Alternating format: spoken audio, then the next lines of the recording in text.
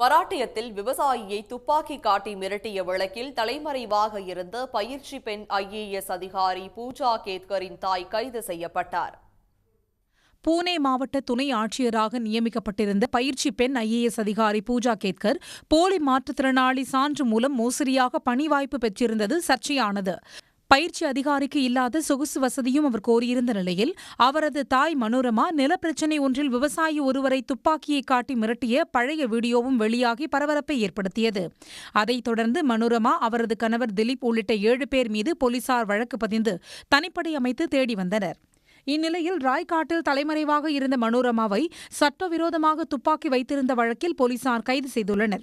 இதேபோல வருமானத்திற்கு அதிகமான சொத்து குவித்தது தொடர்பாக மனோரமாவின் கணவர் திலீப்பிடமும் விசாரணை நடத்த போலீசார் முடிவு செய்துள்ளனர். உடனுக்குடன் செய்திகளை தெரிந்து கொள்ள சன் நியூஸ் பெல் ஐகானை கிளிக் பண்ணுங்க.